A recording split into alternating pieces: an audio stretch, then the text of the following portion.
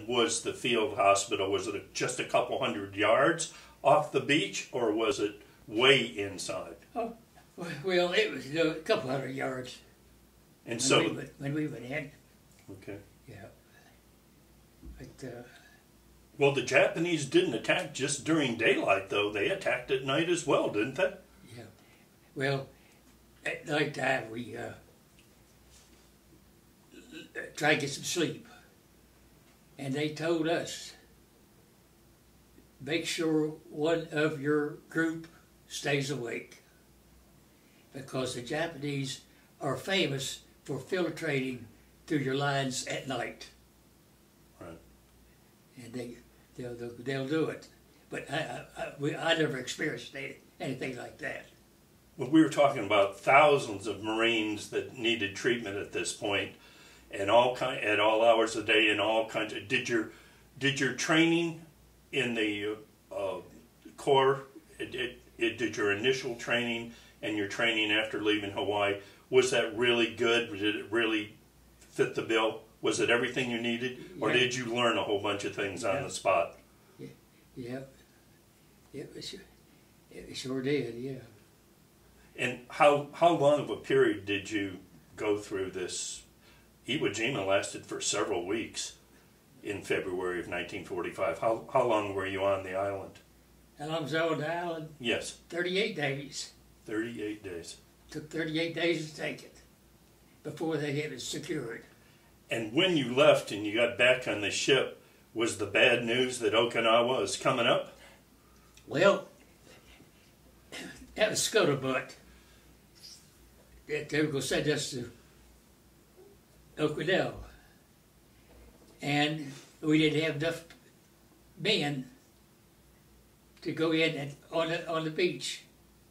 So they gave it to the Army. And they had Marines on there too now. Marines too. But I think the Army took the landing.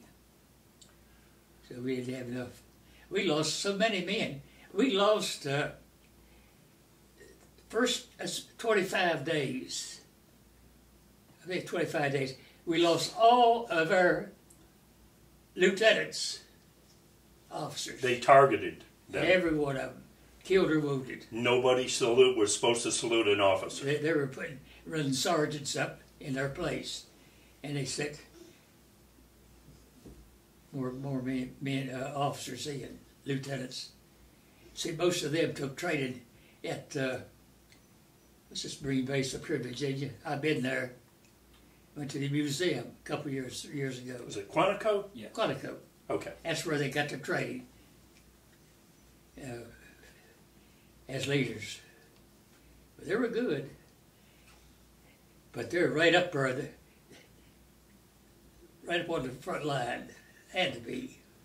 So when Mount Suribachi was finally captured, flag was put up, and the airfields were captured, that must have been no way to express the relief that it was pretty much over. Well, yeah, we thought it was.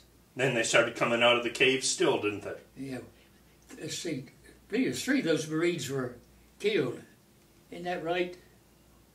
I'm not sure, but that doesn't surprise me. 3 that raised the flag. So where did you go? So when when this battle was over, was it time for a little bit of rest and relaxation? Where did you go from? Oh, good God! That was the only thing that happened to me was they were throwing those mortars in at us. I was taking cover. I rolled over a rock, and my mouth hit the sight on my carbine, broke my tooth off. And boy, it hurt. Pain was terrible.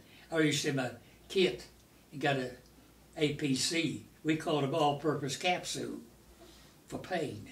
I put my mouth bit down on it, and I kept one in my. Was that a little morphine? I don't know what was in it, but it took care of the pain. And I went with that like that till I went aboard ship. And they pulled the rest of it out. But I wasn't worried about a bit of pain in the tooth. No, compared to what you'd seen, huh? So a little bit of R&R after that, and I guess the news came down that it wouldn't be your particular group going to Okinawa. Certainly you'd had enough at Iwo Jima. Yeah. See, Bob Slessor, he was on Okinawa. He got wounded twice. I heard that Bob carried some shrapnel to the end of his life. Yeah, he did. His back. That's what I heard. Yeah. And sometimes that shrapnel was just like splitters, little splitters, shatter you. And I guess it was part of your job to dig some of that out of many guys, huh? Right. We didn't have many. I didn't treat anybody. The worst thing I had to treat was to get cut through here, right through their clothes, and you wouldn't have. But a shrapnel, it's terrible. When it goes off, it just goes like that to tear you all to pieces. And I didn't know your intestines moving like this all the time. All the time. I can imagine. Mine's moving like that now. And when it's open, you can see it. It's real plain. This is a long road from a farm boy in Bath County, isn't it? Hmm? This is a long road from Bath County, isn't it? Yeah. Yeah. So let's talk about when you left the military. I imagine that was a great day. But you came back somehow. How did you end up in Clifton Forge making sure all our clothes were clean? You had 2 great daughters and a son. How did that happen? Where did you go after you left the military? After military? Yes. Well, I got a job at a dry cleaning shop in Covington, temporarily while.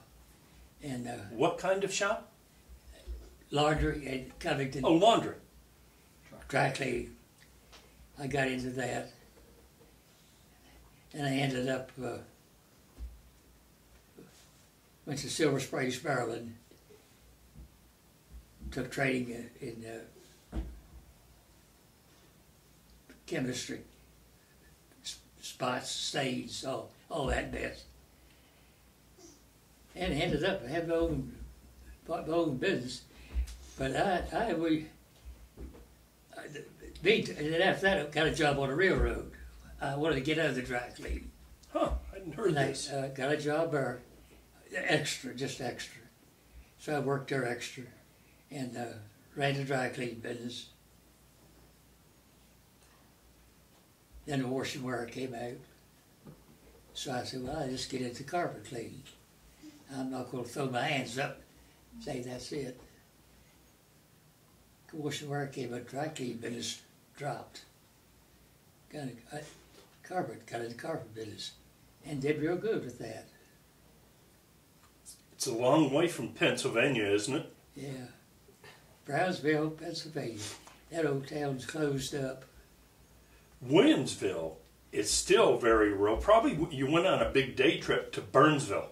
Maybe from Williamsville, maybe a big day's trip would be to go to Burnsville, just down the road. So at some point though, you took time out to get married to a wonderful woman that we all knew for years, and you had 2 beautiful daughters and a son. So you've been a busy guy. Yeah. And you've lived in Clifton Forge. How long has this been? Oh gosh, we've been here since 60s, 40-some years. Wow. Yeah. Folks, this is my next door neighbor. Here in 58. I never heard a word out of him other than how to take care of flowers and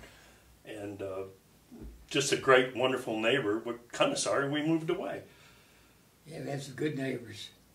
Well, these experiences really defined the man we all know and love.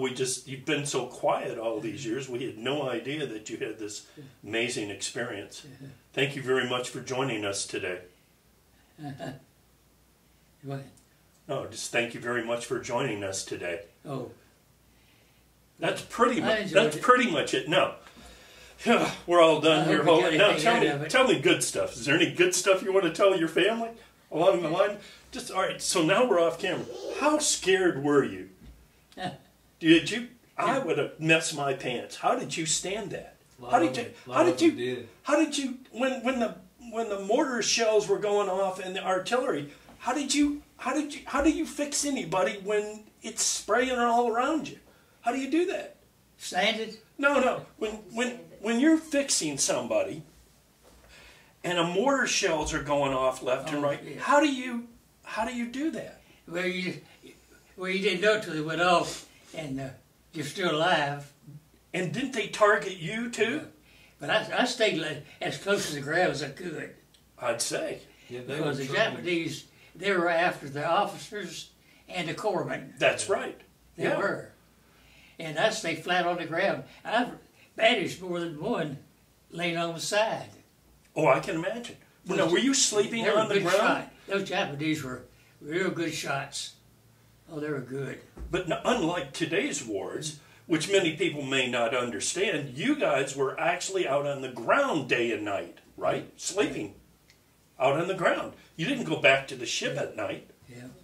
He told me at one time he was in the same spot for 3 days, and they would have to roll over to go to the bathroom. Oh, we had some of them would crack up. I can imagine. Yeah. But they pull them out and bring them back. I read an article, what about papers? This corpsman was bawling, crying loud, bad shape. Said, I can't stand it any longer. I can't do it. And the sergeant grabbed him, pulled him back. He said, yes, you will. You'll be all right. Come on back and lay down. That's understandable. Yeah. He said, I wish this war was over. And you probably had some thoughts about that when the bomb went off and you were still in the military at that point. Was it universally, did most people in the military say, thank God this is going to end it? Yeah. I said, God, if I get hit, make it all the way. Because he's still tore all to pieces. He's still alive. At some point, did the military say to you guys, hey, Okinawa may not be the end of it. We may have to go into mainland Japan. Did they ever prime you for that, to say, look, our job may not be done? Did the military command ever say to you guys, hey, your job may not be done, we may have to go into mainland Japan? No, we didn't say that. No, we didn't. No word on anything. We didn't know where we were going when we left Maui to go to Iwo. We didn't know where we were going. We stopped somewhere in the Pacific to refuel the convoy. At least that's what they said they were doing, because they're all stopped. And we didn't know till after we were out of there about a day. All men, report to your headquarters. Report to your headquarters. Okay, we do. Then here comes the lieutenant down, laid a bunch of maps out on the floor. Said, well, men, it's scuttlebutt's going to hit Jima. He said, that's out. And then he said, it's some sense will be Jima. That's out too. We're going to take Iwo Jima for an airstrip, so our bombers could hit more targets in Japan, and they were flying out of Saipan, and they could carry enough of fuel to hit all the places they wanted to hit. So Iwo Jima. And that's what they told us. It'd take 3 days to take it. Maybe a little bit lower, but usually 3 days, but like Tarawa. I said, they go get it. And it took 38. 38 days before it's secured. Wow. Well, you couldn't get to them. The Japs were buried in the ground. They had 7 miles of tunnels under there. That island 5 miles long, 5 miles, 3 miles wide at the widest point. And where I went in was at the dairy in Mount Suribachi. Yeah, he was in. And they would wheel artillery pieces out of the caves, fire them, and then jerk them back in. Oh, they had, Mount Suribachi, you could drive a damn truck in there. See, they were mining for sulfur.